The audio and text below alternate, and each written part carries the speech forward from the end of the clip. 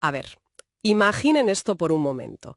Imaginen que mañana la entidad que gestiona todo el dinero, los médicos, las camas de hospital de más de 50 millones de personas, decide, pues, despedir de golpe a toda la administración central. Madre mía, la que se armaría. Ya te digo, y que en su lugar decide entregarle las llaves y el presupuesto a cientos de alcaldías locales, o sea, todo al mismo tiempo. Y claro, esto no es un experimento mental, ni una película de ciencia ficción. Es literalmente el núcleo del debate real que está sacudiendo a todo un país ahora mismo. Y fíjate que es un escenario que nos obliga a mirar con lupa, porque claro, cuando un país decide operar, digamos, a corazón abierto su propio sistema de salud, pues el resto del mundo toma nota. O sea, las consecuencias de un cambio de esta magnitud pueden sentar un precedente enorme para toda la región. Exacto. Así que hoy, en esta nueva inmersión a fondo, vamos a meternos de lleno en ese quirófano legislativo. El objetivo que tenemos hoy es desgranar el proyecto de ley 339 de 2023. La famosa reforma a la salud de Colombia. Esa misma. La gran reforma propuesta por el gobierno colombiano. Y, a ver, para no perdernos en opiniones de barra de bar o sin fundamento, nos vamos a apoyar en un material de primera línea. Es un análisis exhaustivo que ha elaborado un panel interdisciplinario de las principales universidades colombianas. Que no son universidades cualquiera, ¿eh? No, hablamos de pesos pesados, o sea, la Universidad de Antioquia, la Nacional, la de los Andes y la Javeriana.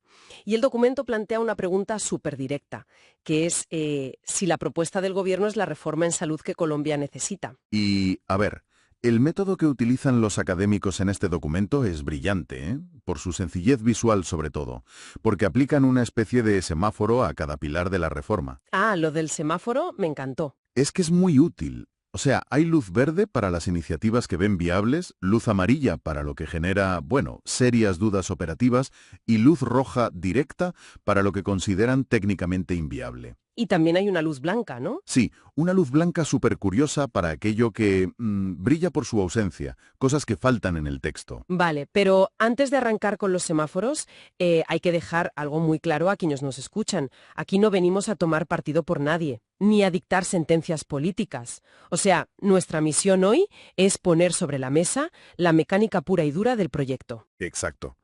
Escuchar las advertencias de la academia y al mismo tiempo entender por qué el gobierno defiende lo que defiende. Eso es.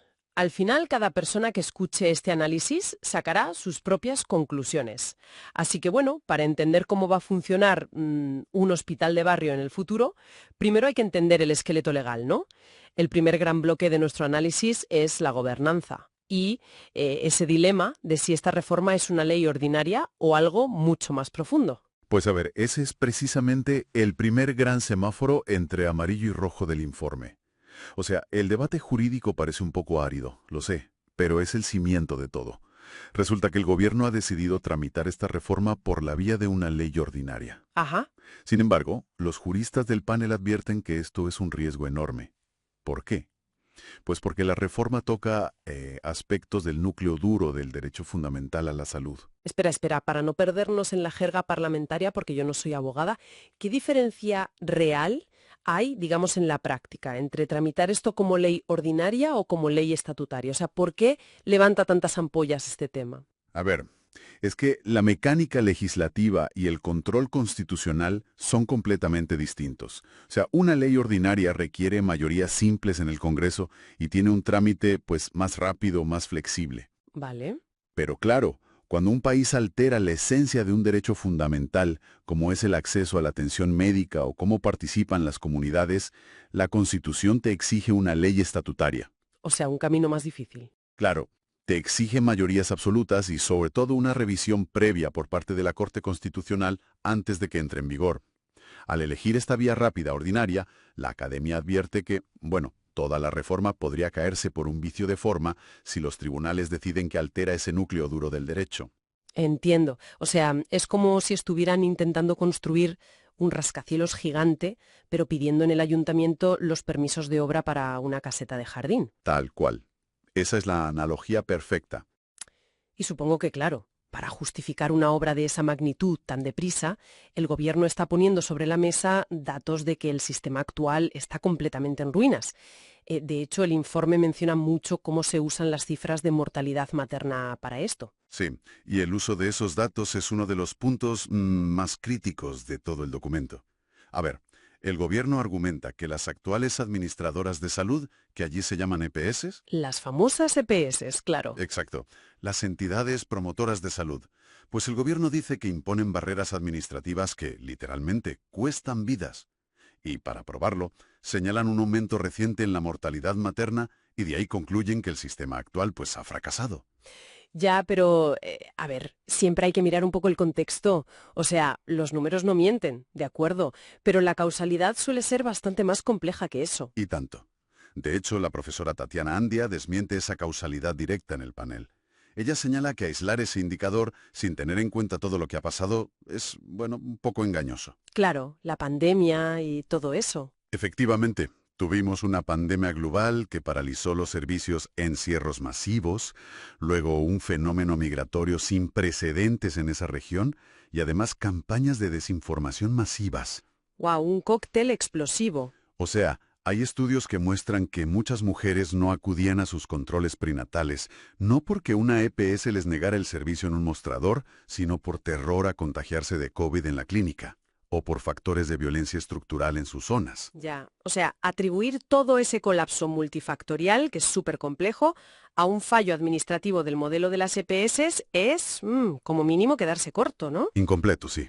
Esa es la palabra. Pero a ver, vamos a ponernos en la piel del gobierno por un momento, para ser justos. El sistema actual concentra muchísimo poder y, bueno, un dineral en entidades privadas o mixtas de alcance nacional. Sí, eso es innegable. La reforma busca quitarle la gestión de ese riesgo a las EPS y dársela a los entes territoriales, a las alcaldías, a las gobernaciones. Y descentralizar suele verse desde fuera como algo profundamente democrático, ¿verdad? O sea, acercar el poder y los recursos al ciudadano de a pie. Entonces, ¿por qué los académicos ven una luz roja en darle el control de la salud a los líderes locales? Pues básicamente porque la descentralización asume algo que no es real.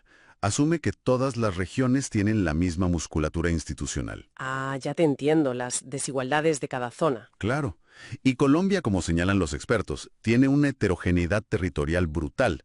O sea, una cosa es la Secretaría de Salud de Bogotá, con todos sus recursos, su capacidad técnica, su personal cualificado. Y otra muy distinta, su municipio remoto en plena selva del Amazonas o en la costa del Pacífico. Exactamente. Entonces, delegarles la función de autoridad sanitaria y encima la gestión del riesgo financiero a entidades que apenas pueden sostener sus servicios básicos, pues es entregarles una responsabilidad para la que técnicamente no están preparadas en absoluto. Ya, o sea, entiendo el punto de los académicos, pero fíjate que el viceministro de Salud, Jaime Urrego, intervino en este mismo panel y dejó súper clara la visión del gobierno al respecto. Sí, su postura es muy firme ahí. Él defiende que la reforma busca reinstitucionalizar el Estado. O sea, desde su perspectiva, esto es un mandato que ha surgido de las urnas para nivelar el terreno de juego. Dice que hay una deuda histórica innegable con las zonas rurales que han estado abandonadas por un sistema que operaba bajo unas lógicas puramente de mercado. Claro, el argumento del gobierno se basa en la equidad social. Eso es. Para el gobierno es imperativo que los recursos públicos recuperen esa gobernabilidad y sobre todo que lleguen a donde el sector privado pues nunca vio un incentivo financiero para llegar. Y es un argumento totalmente lícito basado en saldar esas deudas geográficas. Pero el problema que señala la academia, no es el qué se quiere lograr, sino el cómo. Claro, la ejecución. Exacto. Si el instrumento técnico que diseñas para corregir esa desigualdad colapsa a nivel operativo, pues el remedio puede terminar perjudicando precisamente a las poblaciones vulnerables que intentabas proteger. Totalmente. Y bueno, eso nos obliga a mirar cómo va a operar ese remedio en la práctica. Si pasamos del nivel macro de los despachos a las batas blancas, al día a día en las salas de espera, entramos de lleno en el modelo de atención primaria. Así es. Y aquí, fíjate, es donde el panel enciende esa luz blanca que mencionábamos al principio. Un vacío absoluto. ¿Qué pasa ahí? Pues el profesor Carlos Agudelo resalta este hallazgo que resulta, como poco paradójico. O sea, se trata de una reforma que se presenta a todo el país como el gran salto hacia la medicina preventiva, hacia la salud pública. Vale. Sí. Sin embargo, Ese concepto amplio de salud pública no tiene ni un capítulo propio ni una estructura clara en el texto de la ley. Wow, ¿en serio? Sí, sí. Todo queda reducido únicamente a la atención primaria en salud, a la famosa APS. Ya claro, porque uno escucha prevención y piensa, oye, lógico, si abrimos centros de prevención en cada barrio y detectamos la hipertensión a tiempo, pues los hospitales de alta complejidad se van a vaciar. O sea, es un discurso muy seductor. ¿Dónde está la trampa técnica de esto? Pues la trampa está en que ignoran por completo la transición demográfica. O sea, la evidencia internacional nos muestra que los sistemas modernos, incluso los países con las redes de atención primaria más formidables, qué sé yo, en Europa, Sí, siguen siendo morbicéntricos. morbicéntricos. Sí, es decir, que el grueso del sistema, el dinero y los recursos, sigue girando en torno a la enfermedad grave. A ver, las poblaciones están envejeciendo. Las enfermedades crónicas, la oncología, los problemas cardiovasculares, súper complejos. Claro, eso no se soluciona con una tirita. Exacto. No se resuelven solo con prevención y unas charlas nutricionales en un centro de barrio. Requieren una tecnología altísima e intervenciones continuas que tienen un coste brutal. Me pregunto entonces qué pasa con el diseño propuesto por la reforma, porque el gobierno quiere crear los CAPs, los Centros de Atención Prioritaria en Salud. Sí, los CAPS. Y por lo que leo, cada ciudadano tendría que estar adscrito a uno de estos centros en su propio territorio, y esa sería, digamos, su única puerta de entrada al sistema. Así es. Te asignan uno por código postal. Pero, a ver, vivimos en sociedades que no se quedan quietas. ¿Qué pasa con la población flotante? Yo pienso en alguien que trabaja, no sé, en la agricultura y cambia de región según la cosecha. O un estudiante universitario que vive a cientos de kilómetros de su casa familiar durante el curso. Un clásico, sí. Si están atados geográficamente a un CAPS concreto, ¿qué pasa si de repente se enferman en la otra punta del país? Pues ese inmovilismo geográfico levanta unas alarmas serias en el panel, ¿eh? O sea, un modelo atado estrictamente a tu código postal desconoce por completo las dinámicas modernas de movilidad. Es que no tiene sentido hoy en día. Claro. Y además, la estructura propone crear múltiples consejos territoriales y fondos burocráticos para gestionar todo esto. El miedo fundado de los expertos es que el ciudadano, en lugar de encontrar pues, una ruta más rápida hacia el médico, termine enredado en una maraña burocrática local inmensa solo para que le autoricen que le atiendan fuera de su zona. Menudo lío. Y, a ver, aunque lograran organizar esa logística, que ya es mucho decir, chocamos de frente con la realidad física, porque un modelo territorial necesita ladrillos, resonadores magnéticos y seres humanos para operarlo. Sí, sin eso no hay sistema que valga. Total. Entramos entonces en el tema de la prestación de servicios. Y aquí hay un dato del panel que me obligó a parar en seco cuando lo leí. Actualmente, el 80% de la prestación de servicios en Colombia es privada. 80%. Es una barbaridad de porcentaje. Clínicas, laboratorios, especialistas. Sin embargo, la reforma proyecta un sistema que está fuertemente anclado en lo público. ¿Cómo encaja eso? Pues no encaja. Y Enrique Peñalosa subraya esa disonancia en el documento. O sea, la reforma da una prioridad absoluta a conformar redes públicas, pero la capacidad real, el músculo físico del sistema de salud, está en manos privadas. Claro. Especialmente en todo lo que es alta complejidad. Entonces, ignorar esa realidad infraestructural y tratar de centralizar el control operativo desde lo público, pues genera luces rojas por todos lados. Y a ver, pensemos en lo que propone el texto sobre los precios, que esa es otra. El gobierno plantea imponer un tarifario único nacional desde la capital para controlar los costes. Sí, fijar precios para todos, por igual. Una apendicitis en cualquier lugar del país para evitar sobrecostes, ¿no? A ver, parece súper sensato en el papel, claro, pero en la economía real de la salud es inviable. ¿Por qué? Porque los costes de producción varían drásticamente de un sitio a otro.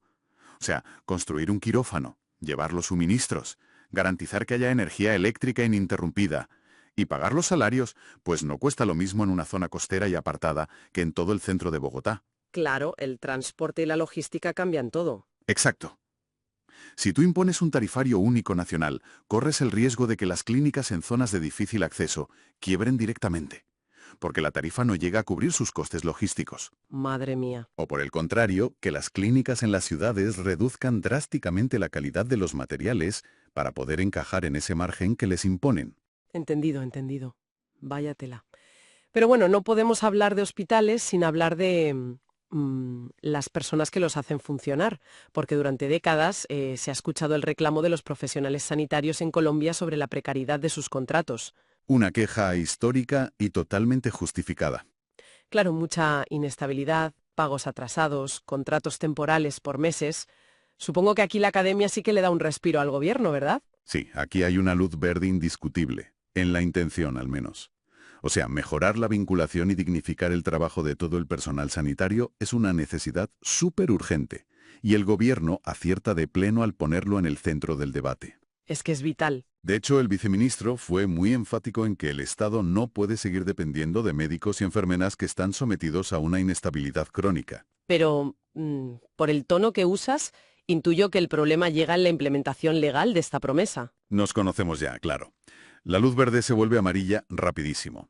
O sea, el texto legislativo crea una figura bastante confusa que llaman trabajadores estatales de la salud. Vale. Y el panel advierte que en realidad no se define con claridad cuál va a ser su régimen laboral, ni cómo se van a medir sus resultados. Y mucho menos, cómo se va a garantizar que esa red pública mantenga la eficiencia si les cambian de repente y de forma tan abrupta los modelos de contratación sin haber hecho antes unos buenos estudios de viabilidad financiera. Ya. O sea que el sector médico recibe la promesa con esperanza, como es lógico, pero el vacío legal les genera muchísima incertidumbre sobre su futuro real. Totalmente. Es un salto de fe para ellos. Y fíjate, hay otro detalle operativo que me pareció fascinante en el documento y está relacionado con la autonomía de los propios médicos, las juntas médicas. Ah, sí. Juan Carlos García detiene la mirada en este punto y es clave. La reforma propone crear juntas médicas para evaluar, los tratamientos más complejos, pero les otorga un carácter opcional. Ya. Y claro, los académicos sostienen que para decisiones de altísima incertidumbre y de muchísimo coste, ya sea financiero o emocional, Como, por ejemplo, decidir cuándo detener la quimioterapia e iniciar cuidados paliativos, ¿no? exactamente, pues para ese tipo de decisiones, esas juntas deberían ser obligatorias, no opcionales. Claro, porque si no, el médico tratante se queda completamente solo ante una decisión que, además de ser durísima, mezcla la presión clínica, la presión financiera de ese nuevo fondo territorial que decíamos antes y, lógicamente, la presión emocional de la familia del paciente. Es demasiada carga para una sola persona. Claro, hacerlo obligatorio protege al médico, que entonces actúa respaldado por sus colegas, y a la vez protege al paciente asegurando que, la decisión tiene verdadero rigor científico y no responde a recortes de presupuesto locales. Y esa es la esencia, precisamente, de la protección institucional,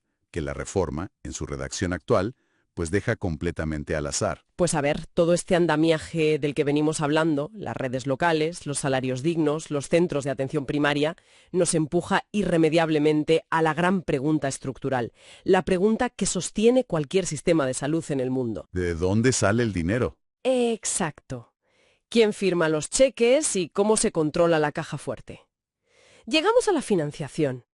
Y aquí partimos de una de las luces verdes más brillantes que tiene el sistema actual colombiano, que además es algo que el profesor Jairo Humberto Restrepo resalta muchísimo, y que creo que suele perderse en el ruido político. Me refiero al gasto de bolsillo. Sí, este es un punto fuertísimo. Colombia ostenta uno de los porcentajes de gasto de bolsillo más bajos de toda América Latina. Estamos hablando de que fluctúa entre el 15 y el 19%, que es poquísimo para la región. Aterricemos un poco ese concepto para quienes nos escuchan. Gasto de bolsillo es cuando, a pesar de tener un seguro o una cobertura, el ciudadano tiene que sacar su propia tarjeta de crédito para pagar un medicamento que no está cubierto o tiene que pagar de su bolsillo una prueba diagnóstica en una clínica privada para no tener que esperar 6 meses, ¿verdad? Eso es. Es literalmente el dinero que sale directamente del patrimonio familiar en el momento de enfermarse. Y, en muchos países, una enfermedad grave significa la bancarrota familiar directa. Ya, hipotecar la casa para pagar tratamientos. Tal cual. En Colombia, ese riesgo de empobrecimiento es notablemente bajo. O sea, tienen niveles que son comparables a países europeos ricos. Y fíjate, durante la pandemia, este esquema actuó como un escudo financiero vital. Las familias no perdieron sus casas por estar semanas ingresadas en una unidad de cuidados intensivos. ¡Wow! Entonces, teniendo un mecanismo que funciona y que protege así el patrimonio ciudadano, ¿qué cambio propone exactamente la reforma aquí? Pues un cambio tectónico, aquí hay semáforo rojo fuego, para los economistas del panel. A ver, hoy en día las EPS actúan como aseguradoras. Vale. El Estado les da un presupuesto fijo por cada afiliado y ellas asumen el riesgo financiero de que ese dinero alcance para cubrir a los que se enferman. Como un seguro de coche, digamos. Exacto. Pues la reforma propone eliminar ese rol por completo. La gran entidad estatal, que es la ADRES, pasaría a recaudar todo el dinero en una inmensa cuenta única central. Y le pagaría directamente a los hospitales por los servicios prestados. Ya, pero... Pero, en paralelo, y aquí viene el lío, la ordenación del gasto, o sea, decidir en qué y cómo se gasta ese dinero, se fragmentaría en nuevos fondos territoriales y locales. A ver si logramos armar una analogía clara para visualizar la magnitud de este riesgo, porque tiene tela.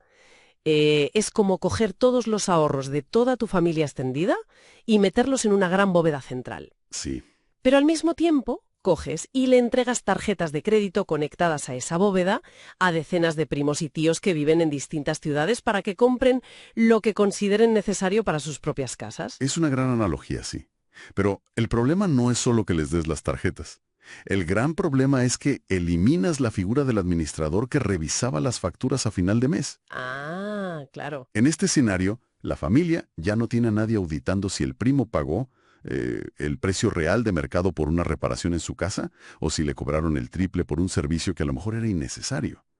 Ese rol de auditoría estricta y de contener el gasto es precisamente el que hacían las EPS que quieren quitar. O sea, espera, no per la técnica, porque el panel menciona constantemente un término clave aquí, que es la UPC, la unidad de pago por capitación. Sí, la UPC es, digamos, la prima de ese seguro. Es el dinero fijo que el Estado calcula y paga anualmente por la salud de cada ciudadano, independientemente de si esa persona va al médico todos los días o no va en todo el año. Vale, entiendo.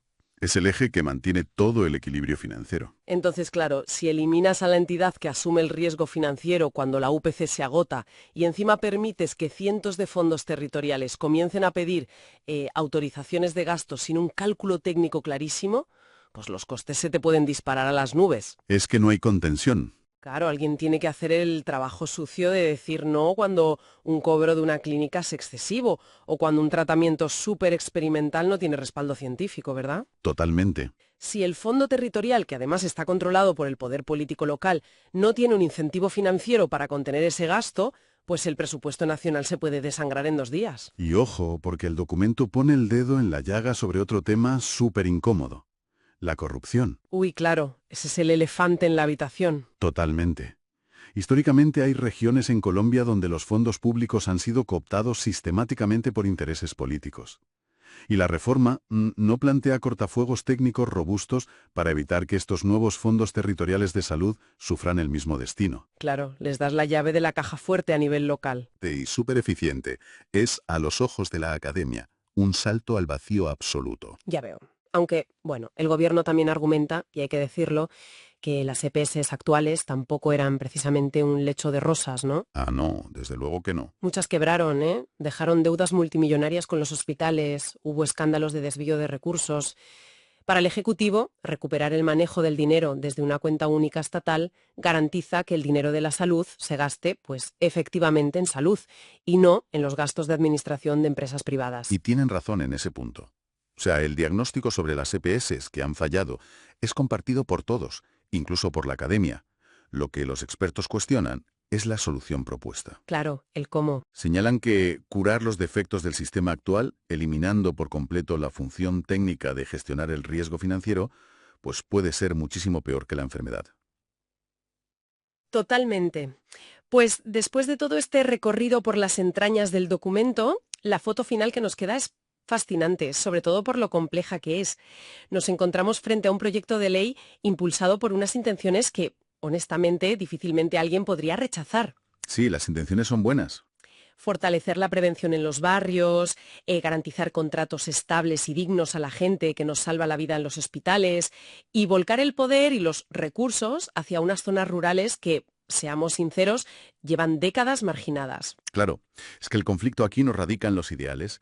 El conflicto es puramente técnico y de arquitectura institucional. Ujú. Por eso la academia enciende los semáforos amarillos y rojos ante la capacidad real que tienen los territorios para asumir competencias tan complejas, y también ante la incertidumbre brutal de eliminar a los gestores de riesgo de un plumazo. Y por supuesto la desconexión total con esa realidad de que el 80% de la capacidad instalada sigue siendo puramente privada. Exacto. Del otro lado, claro, la narrativa del gobierno se sostiene en la legitimidad de un mandato democrático, ¿no? Ellos sienten que las urnas les exigen sacudir el sistema desde sus cimientos para, digamos, priorizar la equidad por encima de la eficiencia financiera del mercado. Sí, es la clásica y a veces muy dolorosa tensión entre la viabilidad técnica de un proyecto y la pura voluntad política. Un tira y afloja constante. Pues mira, para ir cerrando, hay una reflexión que subyace a todo este diseño y que creo que invita a mirar más allá de la coyuntura de hoy, de lo que pasa este año.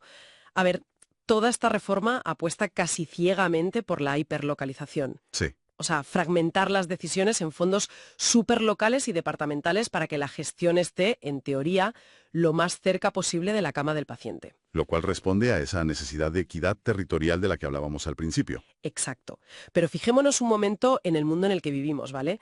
Un mundo súper volátil, hiperconectado, donde los grandes golpes rara vez son solo locales. Ya sé por dónde vas. Pensemos en el próximo evento disruptivo global. Yo qué sé, una nueva pandemia respiratoria o, a nivel interno, un desastre natural a gran escala, un terremoto gigante. Ese tipo de shocks requieren que un Estado movilice sumas colosales de dinero y que coordine la infraestructura de una manera instantánea, casi militar, diría yo. Como centralizar todas las camas de UCI del país en 3 o 4 ciudades críticas en cuestión de horas. Eso es. Y ahí, justo ahí, es donde el modelo descentralizado se va a someter a la prueba de estrés definitiva. Totalmente. Es que la pregunta es inevitable. ¿Cómo narices respondería a una crisis masiva un sistema que está compuesto por decenas de fondos territoriales autónomos, consejos locales y con la ordenación del gasto tan fragmentada? Es que es un peligro enorme. Irónicamente, todo este esfuerzo por llevar el control de la salud al nivel más pequeño y cercano podría convertirse en un muro burocrático completamente insalvable. Y justo en el peor momento. Claro, justo cuando la supervivencia de miles de personas dependa de que la respuesta sea nacional, unificada y fulminante. Es que claro, al intentar resolver tan meticulosamente los problemas de acceso que tienen hoy a nivel local, existe el peligro latente de que estén desmantelando la capacidad del propio Estado para responder a la gran crisis del futuro. Es una idea que da muchísimo vértigo, la verdad, y que nos obliga a pensar en los sistemas públicos no como fotos fijas, sino como redes vivas, que tienen que adaptarse a todo. Desde luego, ha sido un análisis súper intenso. Y tanto. Pues muchísimas gracias a quienes nos han acompañado en este análisis de hoy. Desgranar las políticas públicas que afectan nuestra vida diaria requiere muchísima paciencia, curiosidad y, bueno, el atrevimiento de asomarse a todos estos detalles técnicos donde a menudo se esconde la verdad. Nos escuchamos en nuestra próxima inmersión.